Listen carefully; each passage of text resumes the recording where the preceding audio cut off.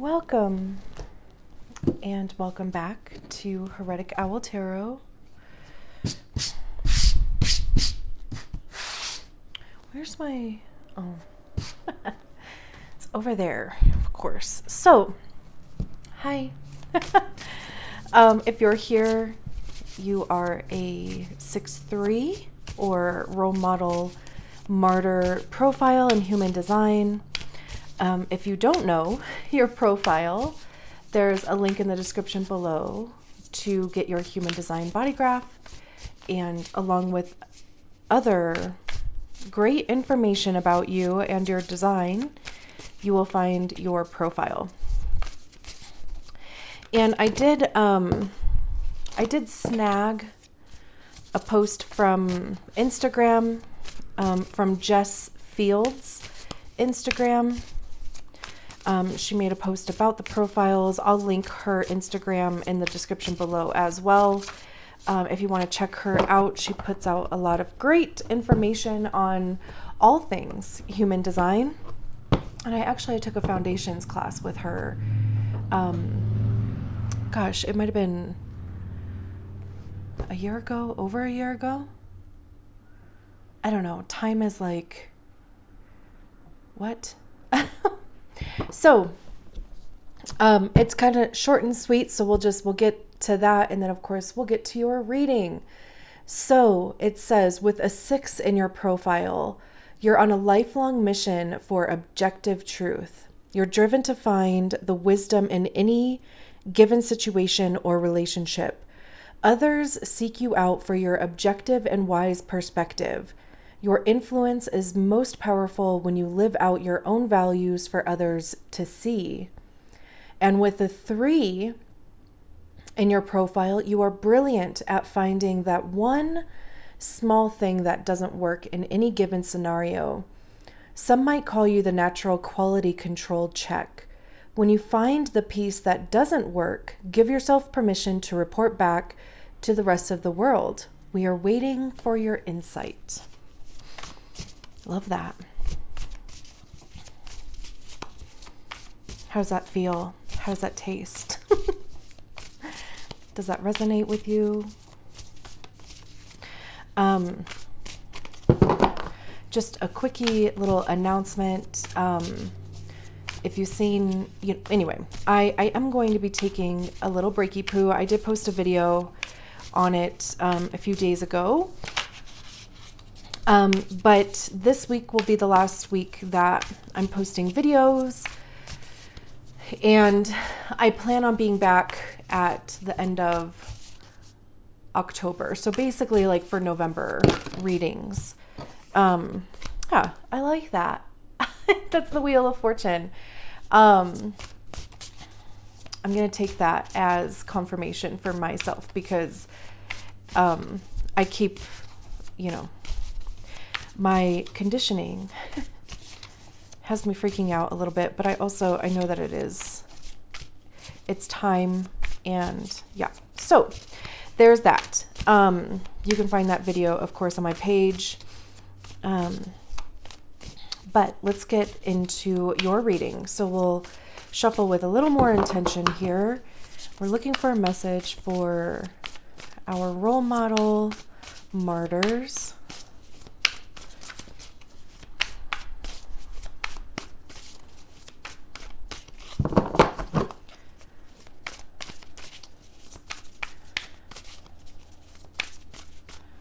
There we go. Okay. Let's see.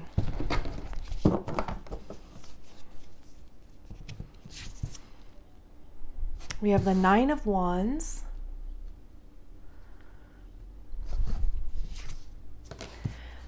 The 6 of Pentacles. I feel like I've seen this so much. The Ace of Swords. 6 of Cups. Death. 7 of Wands. And we have the Queen of Wands at the bottom of the deck. Okay. I know these cards are like, they're a little bit bigger than like, the traditional. Sorry, I got this like new microphone. I'm like trying to figure out where to put it. Okay.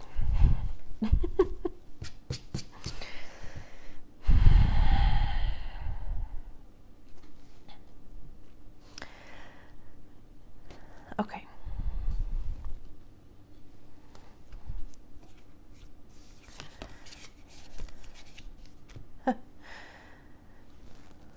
Okay. So we'll go through everything here as we do. Right. The death card has come out so many times, which, I mean, I don't know, like to a certain extent, I guess that halfway makes sense. Well, kind of. I was going to say, like, Scorpio season is coming up, but we're not even into Libra season yet. So, I don't know. I've even seen this Ace of Swords a few times, which is great. Anyway, we're getting ahead of ourselves. So the Nine of Wands, it's like the wounded warrior is the Nine of Wands. This is, like when this is like adulting, or when life is just lifing. That's how I see the Nine of Wands, because, the Nine of Wands is about action, communication.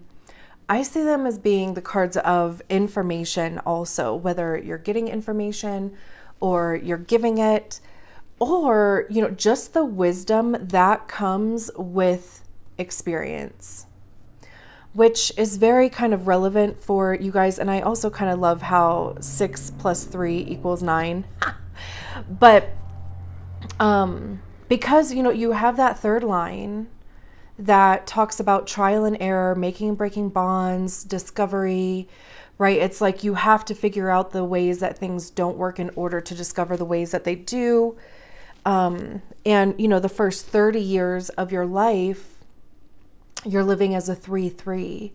So you have that double whammo of that third line. And then, of course, the second phase of life from 30 to 50-ish, you go onto what they call the roof, where you start dissecting all of the experiences. That's what this combination kind of is, because the Six of Cups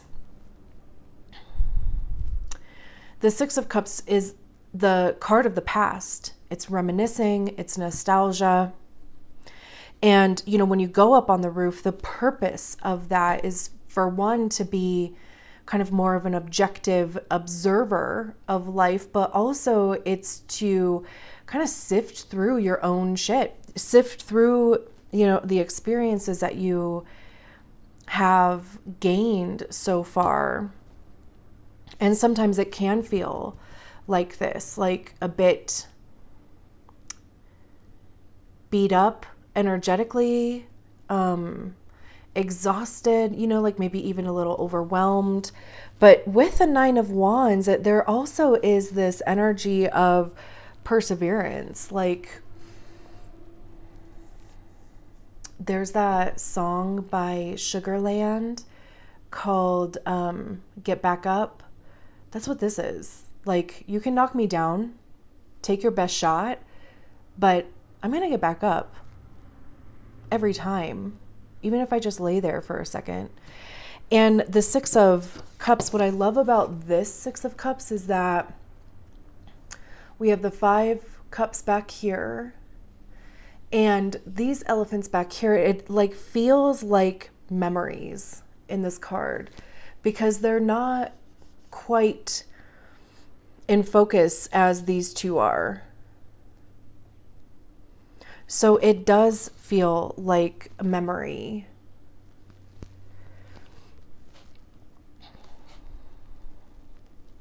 This could be doing inner child stuff, like inner child work. It could be, exploring a previous relationship, with it being cups. And, we have the Ace of Cups here. And with it being about cups, it's about our feelings. How do we feel about the situation, about the actions that we've taken, about the communications we've been having, about the experiences that we've had so far?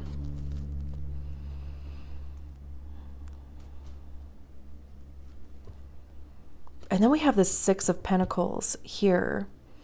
And the Six of Pentacles generally talks about reciprocity. What you give, you get back. It's kind of this like constant flow of energy. Pentacles have to do with our money, our time, our resources. Could even be our physical body, of course. With Pentacles literally has everything to do with the physical realm, the actual 3D. It could be your home. But I love that there's this lesson with this Six of Pentacles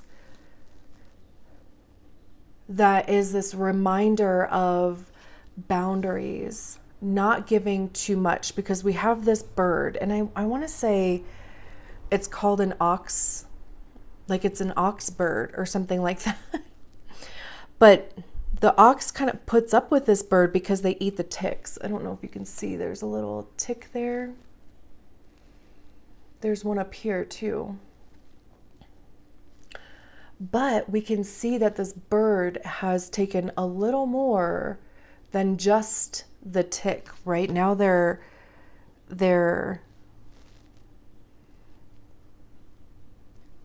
pecking into some flesh. So again, it's like, this message about setting boundaries, healthy boundaries for you. It's making sure that you're not giving more than what you're receiving from a situation, or you're not taking more than what you're giving in a situation. Of course, it can be the card of charity, whether that's charity coming to you or you giving to charity. Just, kind of throwing that out there. But we also have it paired with the Death card.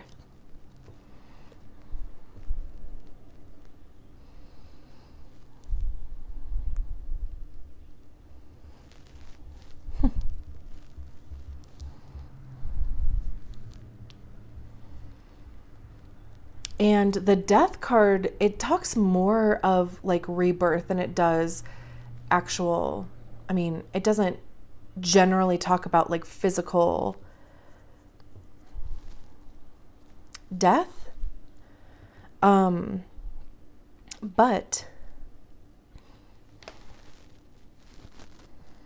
it does say that something has to end in order for something new to begin. There's that saying that every beginning disguises itself as an end.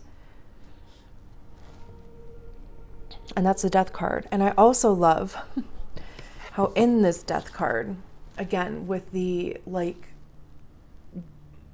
additional message here, but this owl is carrying this rat. And the story goes that the rat lived under this thorn bush thinking that it would protect it from this owl, but all it did was keep it in this cage and keep it in a place of fear and scarcity, to where it didn't venture out. It didn't take any risks. And in the end, it still ended up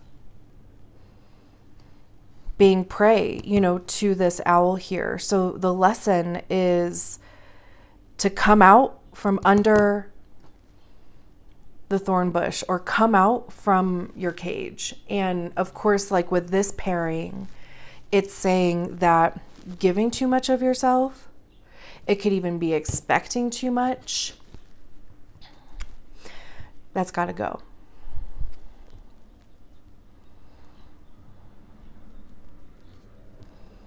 It could even just be baggage that you're carrying from whatever this is. Because it could just be harming you. and, preventing you from moving forward, from coming out of your cage.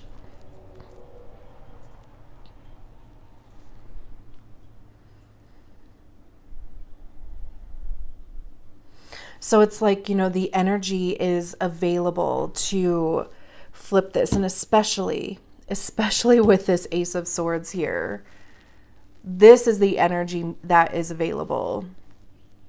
New perspectives, new ideas, inserting divine truth. And divine truth is objective. It's based on fact. It's not based on ego. And ego is generally created from our experiences in childhood.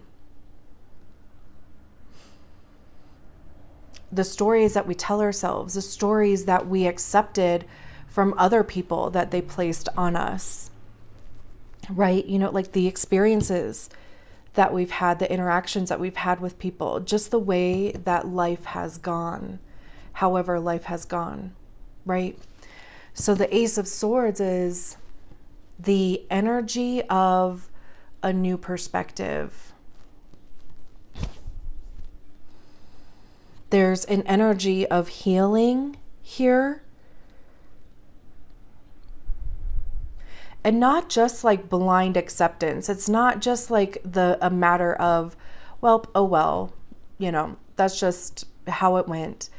But no, like, sure, there's not necessarily anything wrong with that, but I am the type of person where I want to understand why it went like that. And that might just be my first line. I'm a 5/1. That just might be my first line where I want the information. But no, like I need to understand as much as I can why something went the way that it did. And usually it's just based on psychology, like just, what makes people tick? What makes people, how do we become who we are? Like, where do we get our identities from? Right? And I did a deep dive into that with myself. And from that, it's just being able to understand it in other people. And I also love how we have this death card here. And like I said, it has this emphasis on rebirth.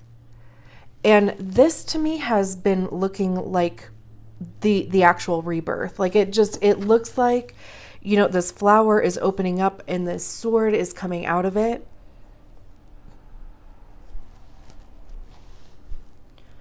There's a grasshopper down here. I didn't even see that until now. But it's like, it's almost like sharing your truth. There might even just be like through the situation, there might just be a truth that is discovered. Either something about yourself, something about somebody else, of course, too, here.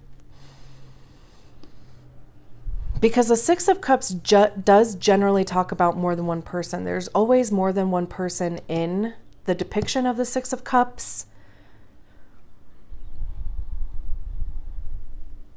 So, it would be, of course, dependent on your situation. It doesn't even necessarily have to go all the way back to childhood. It does. But it doesn't have to be, like I said, it just would depend on your situation. It could be a prior relationship. It could be the last job that you had. It could be last week. And then we have the Seven of Wands here. And the Seven of Wands talks about standing your ground, being a bit defensive.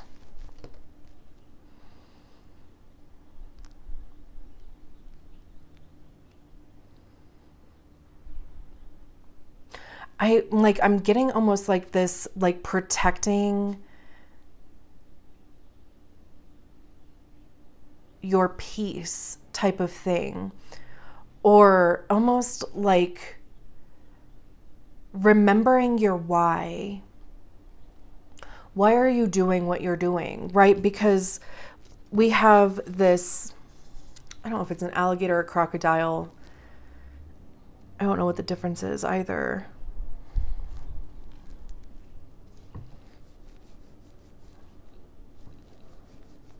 Interesting. But we have, 7 wands on here, right? This guy is protecting this one, it looks like. And then there's 6 more coming up here. And I always see these 6 wands as being, other people's opinions, doubts, fears, like their projections on what you're doing. So, I mean, this very well could come up, with you standing in your truth or with you communicating your truth. But this is also saying that the energy is a bit like, this is a protection. I think I just said, like, you are being protected. Your actions will be protected. And I also, between these 2 cards here, we have these 2 lotuses here. I just recognize there's a 3rd one over here. But we have these 2 lotuses here, and there's 2 lotuses in this card. One is, kind of closer to the shore, one is back here. It's very interesting. And, they're different suits. And again, this card being the one of the past. So it's kind of like, something maybe coming up here. And then we have the Queen of Wands.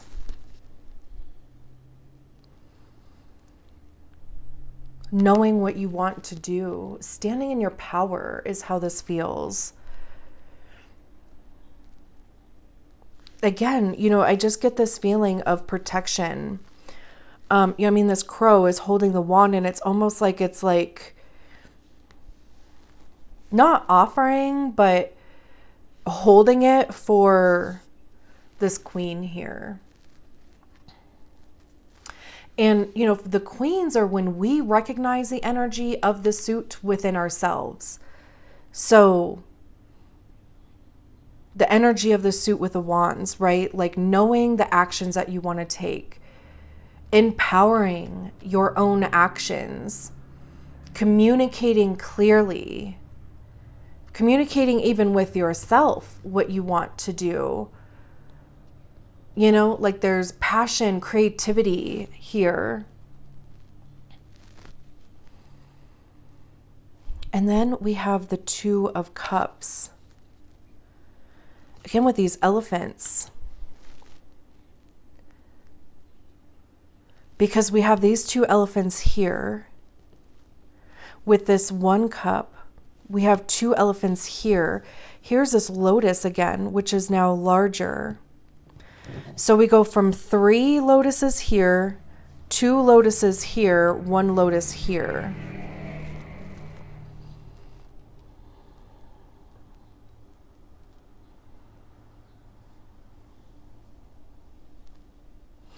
And, and 2 cups, right? So we have this 1 cup that we're sharing. This one, that's the Ace of Cups there. And the 2 of Cups talks about sharing your love, like with somebody else. But also, we go back to this reciprocity thing, because we can see that both of these elephants are pouring into each other's cup. So again, you're not giving or getting more than the other or less than the other that is involved in this situation. There's equal give and take.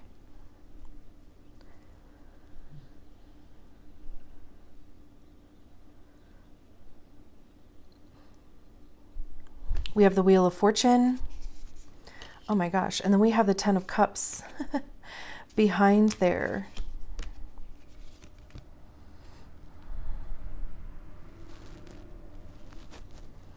I mean, this will definitely, I love, we have this owl again.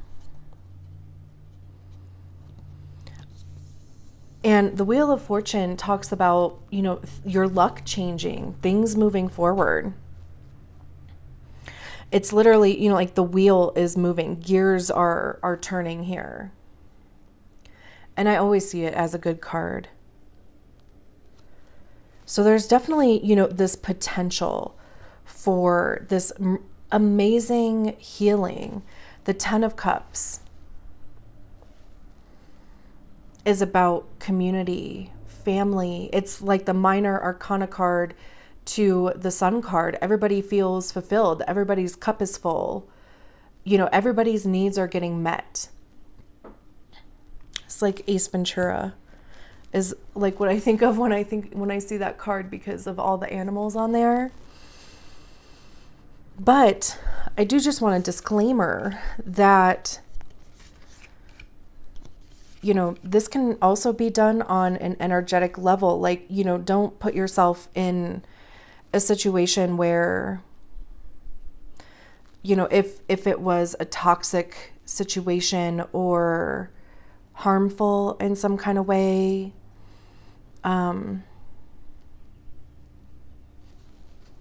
of course, you know, like use your discernment, but there is the energy here is available for a major healing.